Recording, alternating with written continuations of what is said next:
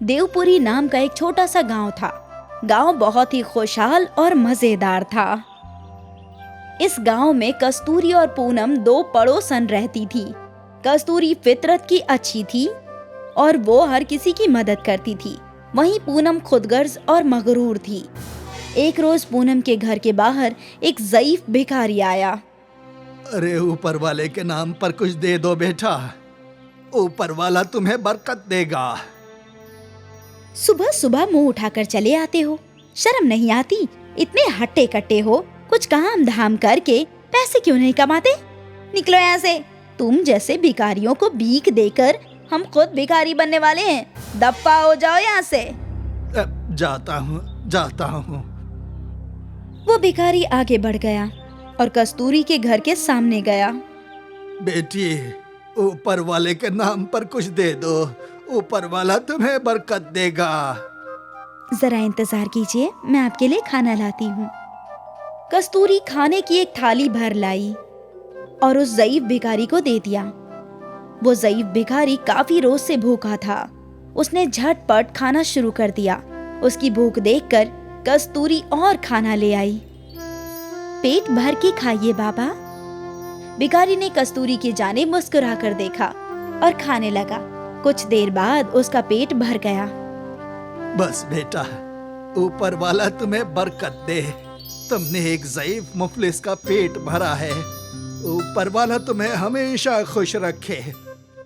बाबा, आप इतने भूखे थे, ऐसा क्यों? क्या बताऊं बेटी, मेरा अपना कहने वाला कोई नहीं है, ना ही कोई खानदान है।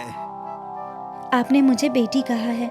आप अपनी बेटी के घर रोज खाना खाने आ सकते हैं। नहीं बेटा, मैं तुम पर बोझ नहीं बनना चाहता।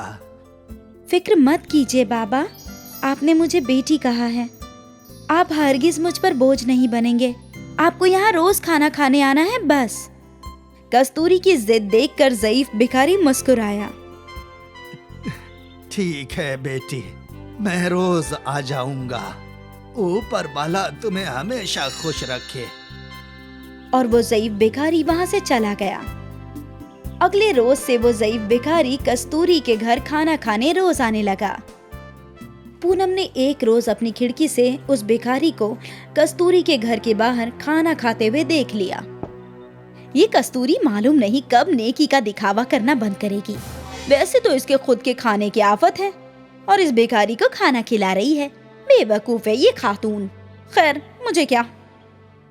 पूनम को कस्तूरी से बहुत हसद हुआ करता था।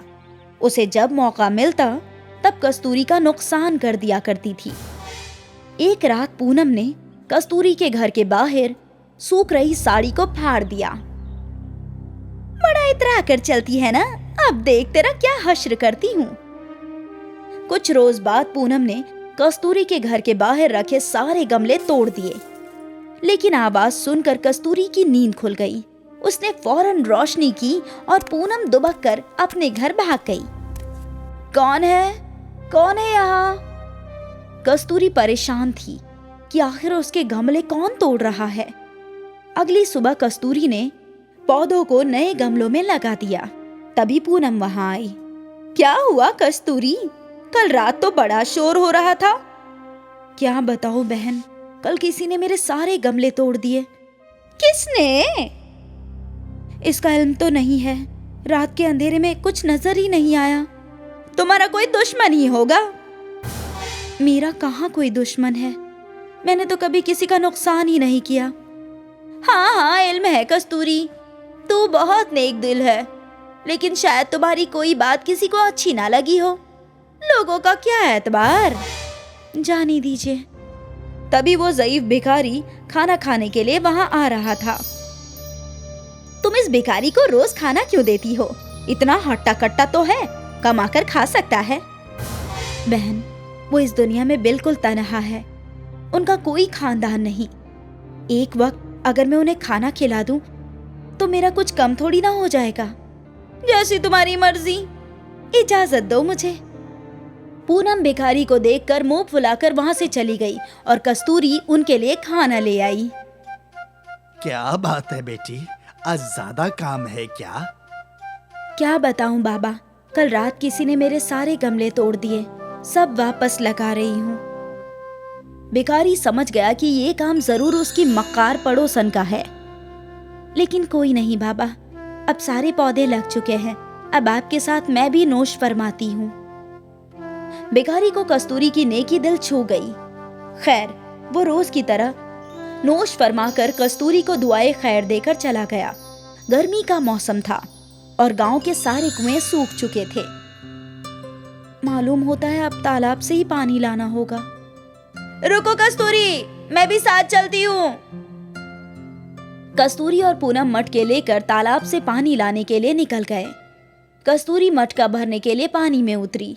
उसने मटका पानी में डुबाया और पानी भर लिया और फिर पूनम ने मटके में पानी भरना शुरू किया। लेकिन जमीन पर फिसलन थी। पूनम का पैर फिसला और वो सीधा कस्तूरी के ऊपर गिर गई। दोनों के मटके गिर के टूट गए। हे ऊपर वाले, तुम्हारी वजह से मेरा मटका टूट गया। मैंने क्या किया?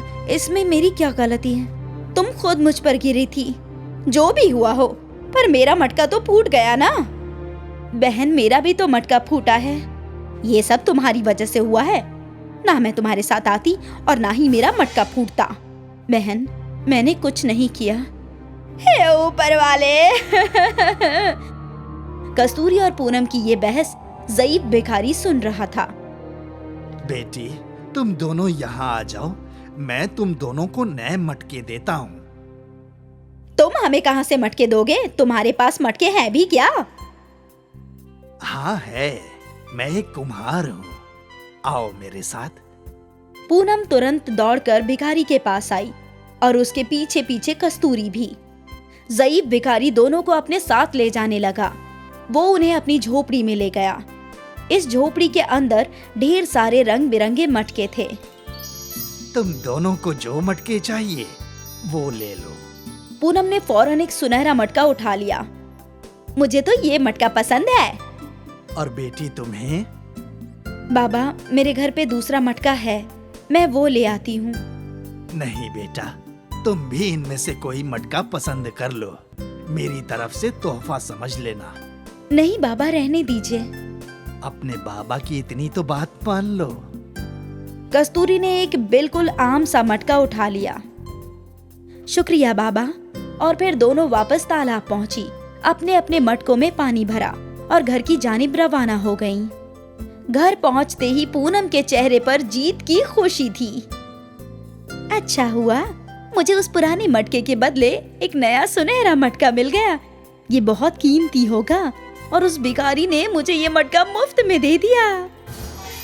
पूनम मटके का पानी दूसरे मटके में पलटी कर रही थी कि एकाएक पानी कीड़ा बन गया और पूनम के जिस्म पर चलने लगा। अरे ये क्या? बचाओ! कोई है, बचाओ मुझे, बचाओ!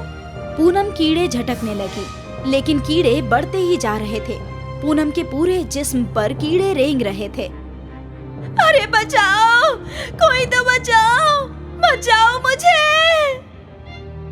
और पल भर में पूनम के पूरे जिस्म पर लाल लाल निशान आ गए।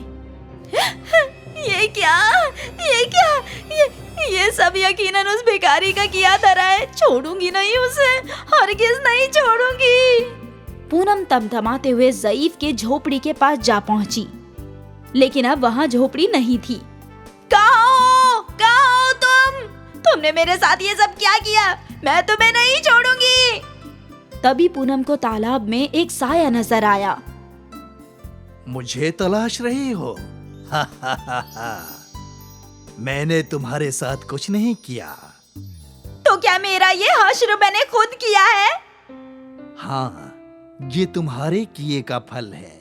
वो मटके किए का नतीजा देने वाले थे। तुमने खुद जैसे काम किए हैं, तुम्हें उसका वैसा नतीजा मिला। तुम्हारे बुरे काम का बुरा नतीजा। और कस्तूरी, उसे भी तो अपने काम का नतीजा मिला होगा। हाँ, अब तक उसे भी नतीजा मिल चुका होगा। कस्तूरी ने जैसे ही मटके का पानी पलटा तो उसमें ढेर सारे सोने के सिक्के गिरने लगे और देखते ही देखते वो मटका सोने का हो गया। ये क्या? इतने सारे सोने के सिक्के। हे ऊपर वाले, शुक्रिया बूढ़े बाबा। कस्तूरी के नेक काम का नतीजा नेक मिला और पूनम को बुरे काम का बुरा नतीजा मिला।